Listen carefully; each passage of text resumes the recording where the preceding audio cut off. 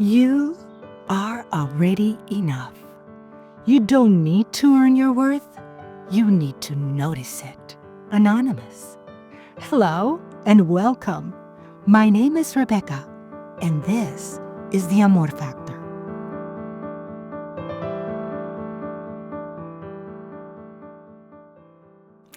Hello, masterpieces, life helpers, caregivers, artists, and co-creators.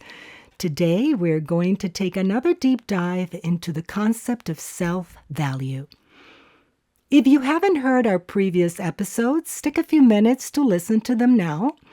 They'll help you understand how we're building the scaffolding that supports the concept of self-value, what I consider to be the foundation to supporting you in this path to self-discovery.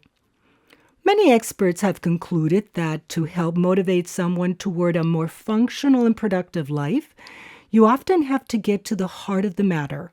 In many cases, as caregivers or life helpers, we're more willing to take care of others than we are to take care of ourselves. That comes at a cost, primarily your own mental and emotional health, and by the same token, somewhat indirectly, in some cases very directly, it affects the people we love and care for. Today, we're going to explore another fascinating aspect of self-value. Some time ago, I had the pleasure of interviewing Dr. Amit Sood. Dr. Amit Sood is also known as the Happiness Doctor. He's the founder of the Global Center of Resilience and Well-Being. He's a prolific author of numerous books on stress and mental wellness. In one of his latest books, It Takes Two to Tango, he introduces a concept that I find profoundly important in how we approach self-value. He suggests that loneliness begins with how we relate to ourselves, and healing begins by recovering a sense of inner value. Now, I have shared that I believe that we were created by a loving master artist. But once we get here, the message becomes a little more complicated. You may hear a lot of, you are not enough. You need this to be enough. You need that to be enough. And you know what? It seems like it's never enough. Those messages are like an endless well that goes nowhere.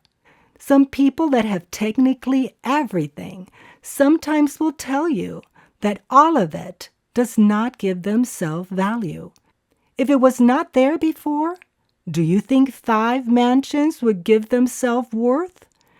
I think you cannot buy self-value. It is a gift that you were given when you, the masterpiece, was created.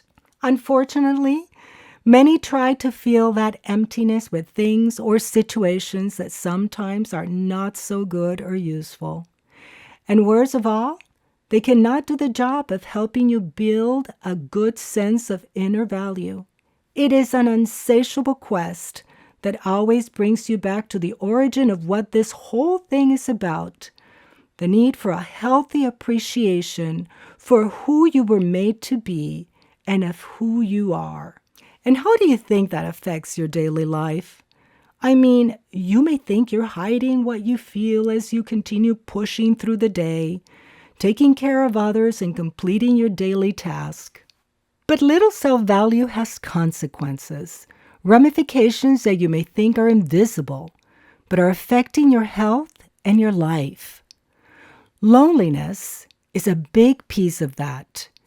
In 2023, a study by Pedroso Chaparro in the Journal of the American Geriatric Society offers a compelling look on loneliness, suggesting that loneliness begins with how we relate to ourselves, and healing starts by restoring a sense of inner value.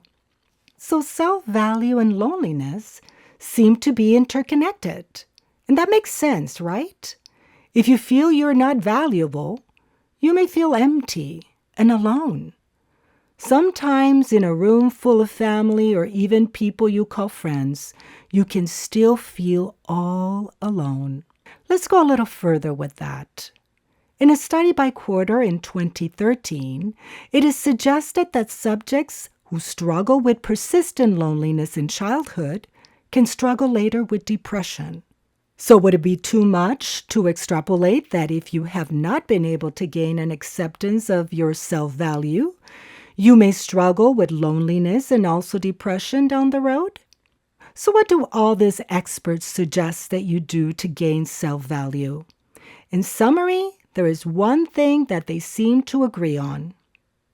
Think about what has the most value to you. That's right.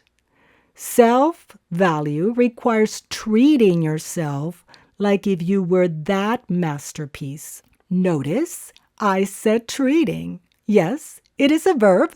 It requires action and movement to make it real. Sometimes it can be as simple as taking some quiet time by yourself to restore and rebuild.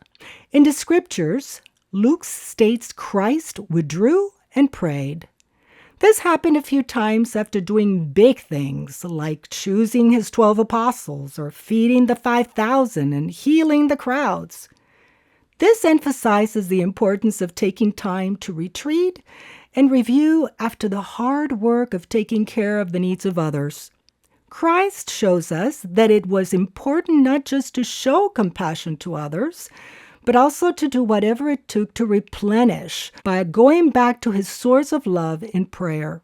Also, many of the experts happen to agree on taking another significant action step in the work of reclaiming your self-value. It is the practice of self-compassion. Now, you may be very compassionate towards others. After all, many of you listeners are caregivers and life helpers. I am going to assume that compassion for others comes easy for you. But are you showing balance and making sure that you give yourself a good measure of compassion as well? This is an area we will revisit as we continue in this journey. But today, I want to leave you with a challenge. I want to challenge you to start in your path back to the inner love and appreciation you deserve. That you take that first step of restoring self-value. So today, do one thing, just one thing that will remind you of how you are worth loving. Take a few minutes from your lunch and go outside to breathe in the outside air. Or go home and cut yourself some flowers from your garden and put them in a vase. If you don't have a garden, that's fine. Take a walk at the park. But when you do it, this time, do it because you are worth it. If you can, just say it. I am worth loving. I am worth appreciating. Take a deep breath and be present. When I do it, I also add, and I am so thankful that I have a God that loves me. You are a masterpiece. Now go forth and start your journey back home to self-value, appreciation, and yes, love, amor, because love is a matter of relationships. Till we meet again, I'm Rebecca, and this is the Amor Factor.